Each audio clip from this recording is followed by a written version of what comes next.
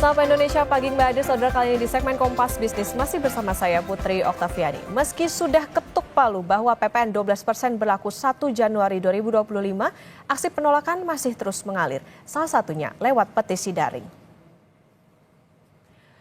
Petisi berjudul "Segera Batalkan Kenaikan PPN" di laman change.org pagi ini telah mencapai 144.000 tanda tangan. Jumlah ini, saudara, terus bertambah setelah kemarin sore jumlah tanda tangan petisi berada di angka 121.000.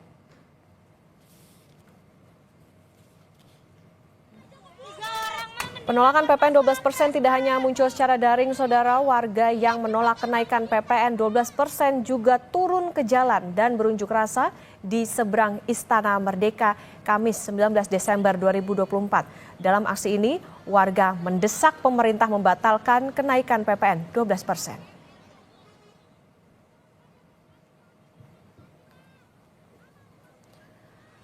Ketua Umum PP Muhammadiyah Haidar Nasir meminta pemerintah mengkaji ulang kenaikan PPN 12%. Haidar meminta setiap kebijakan yang dirumuskan harus berlandaskan asas keadilan sosial. Ya, maka mungkin betul-betul dikaji ulang ya, sehingga kebijakan pajak itu juga ya memperhatikan aspek keadilan sosial. Dipastikan berlaku Januari 2025, PPN 12% masih dihujani penolakan. Bukan hanya secara daring, saudara. Warga yang menolak juga turun ke jalan. Apa yang mendasari aksi penolakan atau pembatalan PPN 12%? Kompas Bisnis akan tanya langsung ke Rishad Azari, inisiator bareng warga tolak PPN 12% yang saat ini sudah berada di studio Kompas TV. Selamat pagi, Mas Rishad. Selamat pagi. Mas Rishad, kita ke gerakan secara daring dulu. Saat ini, pagi ini udah lebih dari 144.000 tanda tangan, tepatnya 145.362 tanda tangan. Sampai kapan ini dibuka? Kalau lihat kan di sini tujuannya 150.000, tapi apakah akan bertambah lagi begitu? Akan terus bertambah, jadi memang kalau pertanyaannya sampai kapan dibuka, sampai memang dibatalkan PPN 12%-nya, seperti itu sih. Oke, itu berdampak seberapa besar sih sebetulnya dengan adanya petisi di change.org? Baik, iya. Sebenarnya metode yang kita gunakan gitu ya untuk campaign tolak PPN 12% ini memang dimulai dari petisi, tapi kita kombinasikan dengan metode lainnya seperti di sosial media, di X kita, dan ada Instagram juga, lalu kita juga berkolaborasi dengan teman-teman warga sipil lainnya. Jadi teman-teman ada yang bikin meme, bikin poster yang lucu-lucu gitu kan. Jadi memang keterlibatan itulah yang menjadi daya tarik ke masyarakat juga dan akhirnya menjadi pembicaraan. Seperti itu sih. Oke, berarti semangatnya memang untuk menumbuhkan awareness, kemudian juga supaya menjadi gambaran ke pemerintah bahwa ini loh ada masyarakat yang bersuara lewat tanda tangan. Nah, kemarin juga sempat untuk menyerahkan ke Setnek soal petisi ini. Gimana? Ada respon dari pemerintah? Kalau respon sampai saat ini kita belum dengar gitu ya. Jadi memang targetnya dan kedepannya kita minta tolong juga buat teman-teman gitu ya. Kita secara formal sudah memberikan gitu petisinya kita ke Setnek dan harapannya kita kawal terus nih. Sekarang hari ini berarti H+1 setelah pemberian petisi ke Setnek dan kita tunggu juga apa jawabannya gitu ya. Jangan sampai suara yang dititipkan ke kami dari teman-teman itu nggak didengar gitu. Itu sih. Isu ini kan lumayan besar dan menjadi perhatian bagi masyarakat. Kemarin ketika ke Setnek, jadi ketemunya dengan siapa, Mas Rishad? Dengan staf admin aja sih. Dari staf admin, tapi sudah berusahakah mengontak siapa begitu untuk bisa menemui dari pihak pemerintah terutama? Ya, untuk hal itu mungkin kemarin sempat dibantu sama teman-teman YLBHI ya, tapi memang mungkin di hari itu sedang sibuk dan ada agenda lain, jadi ya kami sih tujuannya yang penting secara formal, kita ikutin peraturannya, disediakan wadah untuk pelayanan publik, kita ke sana gitu. Seperti itu. Ya. Ini udah dari kemarin ada aksi, sekarang juga petisi juga masih terus berjalan. Gimana Mas Rishad melihat keseriusan pemerintah soal kenaikan PPN 12% ini? Karena ada banyak suara nih dari masyarakat, nggak cuma secara langsung tapi juga di sosial media kita lihat ramai. Baik, iya. Kalau saya sendiri seperti yang sebelumnya saya sering bilang gitu ya, per hari ini belum terlihat itikat baiknya untuk keberpihakan ke rakyat gitu. Apalagi kita bahas ke kelas pekerja gitu ya, memang sebenarnya akan menjadi sasaran utamanya untuk PPN ini jika naik ke 12%, seperti itu. Dan saya sendiri melihat bahwa memang ada upaya-upaya untuk membuat PPN 12% ini seperti tidak menyeramkan gitu ya. Kita kan bisa membedakan bedanya selisih dengan kenaikan value-nya beda gitu kan. Kalau selisih ya 1%, tapi kan sebenarnya naiknya 9% gitu kan. Belum kita bahas tentang produksi HPP sebuah barang itu bisa jadi gitu kan. Kayak contohnya makanan seperti itu. Jadi ya sebenarnya nggak bisa dianggap sepele juga gitu. Belum juga memang saat kemarin preskon terakhir Kementerian Keuangan kita lihat juga sebenarnya masih banyak yang bolong-bolong gitu. Kayak contoh PPN untuk minyak 11% untuk minyak kita gitu ya. Memang mungkin minyak kita ini nggak bisa nge-cover konsumsi minyak seluruh orang-orang di Indonesia gitu kan. Seperti itu sih, banyak yang bolong. Kayak contoh untuk wanita pembalut itu tidak masuk ke list di-exclude gitu ya. Jadi ya akan kena gitu kan. Lalu ada sabun dan lain-lain, deterjen. Jadi menurut saya memang kami melihat ada upaya-upaya pengaburan supaya tidak terlihat terlalu menyeramkan dan memakai diksi premium dan untuk barang mewah.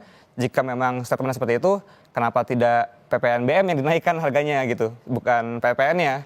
Gitu sih sebenarnya. Oke. Artinya dilihat ada dugaannya upaya pengaburan dan melihat supaya masyarakat melihat bahwa kenaikan PPN 12% ini ya biasa-biasa saja begitu. Nah tadi berarti artinya dari masyarakat sendiri, masyarakat melihat ada ketidakpuasankah atau ada upaya seberapa besar sebetulnya penolakan dari masyarakat? Apa yang menjadi urgensi dari penolakan itu? Lumayan besar. Urgensi jelas mungkin yang pertama dari spending gitu ya. Dari spending yang kita udah tahu juga, udah sama-sama tahu gitu ya. Kita baca berita juga memang udah turun gitu kan angka spendingnya untuk masyarakat kita. Dan rata-rata tabungan juga udah merosot juga. Terus kelas menengah juga merosot juga gitu kan ke bawah. Dan lagi-lagi sebenarnya yang jadi concern adalah ya kelas pekerja gitu ya. Yang memang menjadi sasaran empuk buat PPN ini. Dan lagi-lagi kenapa mungkin kita bisa lihat ada kemarahan dari masyarakat sipil gitu ya. Karena memang fairness-nya kita nggak lihat di situ. Kayak misalkan kita tahu, sama-sama tahu yang masuk prolegnas hari ini ya kan adalah pengampunan pajak gitu untuk orang-orang kaya. Dan misalkan perampasan aset tidak dimasukkan gitu kan. Dan PPN malah mau dinaikin. Jadi kayak kita bingung gitu. Ini berpihak kemana sih sebenarnya pemerintah hari ini? Itu sih. Dan ya yang paling mungkin kita lakuin ya upaya-upaya yang terkesan sepele tapi ya hari ini kan kita bisa lihat gitu ya. Menjadi atensi juga dan harapannya ya membuka tadi ya awareness juga ke teman-teman yang belum tahu juga gitu bahwa memang ini isu serius. Jangan sampai kita dibikin bingung karena ada diksi premium dan barang mewah. Itu yang memang kelihatannya jadinya seolah-olah dibikin narasi, oh kalau kamu nggak setuju dengan kenaikan PPN, kamu orang kaya kali ya, digituin gitu kan. Jadi memang ada, kita lihat upaya-upaya seperti itu, kontra narasi seperti itu. Oke, ada apa ya, batasan-batasannya itu kabur ya, dianggap tidak jelas. Oke, nah tapi Mas Irsyad di satu sisi PPN naik jadi 12%, tapi pemerintah juga bilang bahwa akan ada insentif dan segala macam untuk jaring pengaman. Gimana tanggapan Anda? Ya, lagi-lagi kan sebenarnya insentif ini nggak bisa menyasar ke semua elemen gitu ya, gitu. Misalkan kalau kita bahas lagi di kelas menengah gitu ya, kan dibilang miskin juga enggak gitu ya, dan memang sangat jarang sekali dapat insentif gitu kan. Terus lagi-lagi kalau kami melihat gitu ya dari situ insentif ini kan sebenarnya lagi-lagi kita punya ketakutan apakah benar nanti prosedurnya gitu, apakah memang penerimaan manfaatnya sesuai dan lain-lain gitu ya. Jadi sebenarnya bukan menjadi solusi gitu untuk ada stimulus dan lain-lainnya. Seperti itu sih. Oke, nah di satu sisi juga yang menarik adalah ini kan dikatakan sebagai amanat undang-undang yang memang tertulis bahwa harus dilaksanakan di tahun 2025, di Januari 2025. Gimana kalau jawaban pemerintah dan wakil rakyat akan demikian? Ya itu sangat disayangkan berarti ya. Jadi memang kita bisa lihat jadinya nggak ada partisipasi dan pertimbangan dari pemerintah untuk melihat apa sih yang warga bicarakan, apa sih yang kita rasakan. Sebenarnya itu jadi sedih ya sebenarnya. Ya harusnya kan dipertimbangkan dan didengarin gitu sih. Oke, kalau Mas Irsyad sendiri melihat sejauh ini kesiapan masyarakat, karena kan ini ya kita sudah tahu ini bentar lagi udah mau 2025, udah tinggal menghitung hari. Gimana untuk menyambut PPN 12% ini? Resah sih ya, resah, cemas gitu. Per hari ini juga banyak cerita dari kawan-kawan yang mulai struggling karena pengeluaran yang hari ini dikeluarkan ya itu lumayan besar dan terseok-seok ya bisa dibilang seperti itu. Karena ya kita juga lagi melihat fenomena hari ini banyak PHK gitu kan dan lain-lain. Jadi sebenarnya kecemasan itu sih yang akan terjadi gitu. Ada kecemasan, berarti poin kekhawatiran apa yang kemarin sempat dibawa ketika berunjuk rasa itu? Iya, kalau untuk kemarin sebenarnya kan kita bisa dibilang bukan unjuk rasa juga gitu. Jadi kayak kebetulan kita mau kasih petisi dan ternyata banyak yang mau nganterin. Jadi ya bisa dibilang partisipasi spontan aja seperti itu. Kalau mungkin yang jadi concern tadi ya soal pengeluaran dan pendapatan yang nggak match gitu ya. Di situ sih ya kekhawatirannya kayak nanti hari-hari makan kayak gimana, terus kapan kita bisa nabung, kapan kita bisa beli rumah gitu kan, dan lain-lain. Sedangkan ya harga tanah terus naik terus gitu kan, dan lain-lain. Jadi ya masalah-masalah yang emang dekat hari ini di kelas pekerja dan di Gen Z mungkin gitu ya, gitu sih. Oke. Kemarin sudah memberikan suara, kemudian nanti apakah akan ada aksi lanjutan lagi untuk memberikan petisi atau gimana?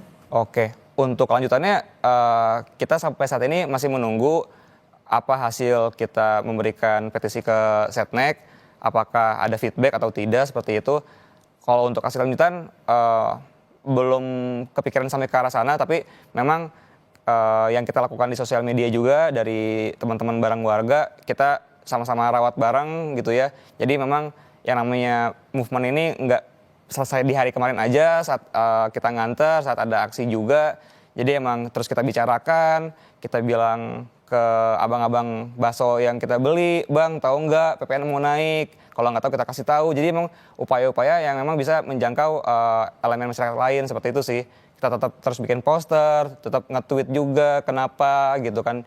Dan emang di sana sih yang kita akan terus kita upayakan gitu. Ya, supaya menjadi corong juga bagi masyarakat yang ingin bersuara kepada pemerintah. Nah, beberapa hari lagi sudah mau tahun 2025, sudah mau Januari.